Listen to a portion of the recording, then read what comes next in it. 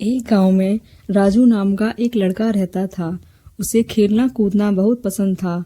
पढ़ाई के नाम पर सिर्फ उसे चित्रकला बनाना ही पसंद था। एक दिन उसे अपने दादाजी के एक बक्से से एक पेंसिल मिली। जैसे ही उसने उस पेंसिल से अपनी नोटबुक पर घोड़े का चित्र बनाया, वह घोड़ा नोटबुक से बाहर निकल गया और जीवित होकर चलने लगा। वह समझ गया कि यह जरूर एक जादुई पेंसिल है। फिर उसने अपनी नोटबुक में एक टॉफ़ी बनाई। जैसे ही उसने टॉफ़ी बनाई, टॉफ़ी भी बाहर निकल गई। फिर उसने सोचा कि अब मैं एक साइकिल बनाता हूँ।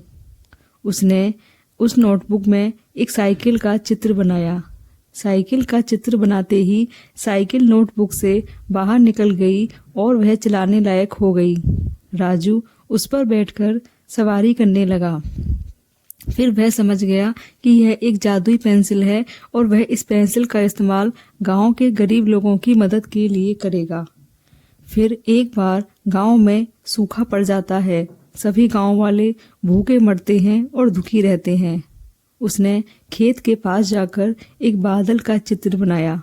जैसे ही बादल का चित्र बनाया, बादल प्रकट हो गया। फिर उसने बूंदें बनाई तो बादल में से बारिश होने लगी। देखते ही देखते खेत पानी से भर गए और गांव वाले बहुत खुश हो गए। फिर उसने गांव के लोगों की मदद के लिए एक तालाब बनाया। जैसे ही तालाब बनाया, तालाब भी प्रकट हो गया।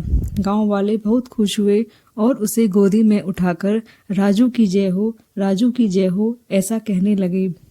फिर उसने गांव के लोगों के लिए एक स्कूल बनाया और गरीब लोगों के लिए घर भी बनाया। इस तरह से उसने जादू का इस्तेमाल गांव के लोगों की मदद के लिए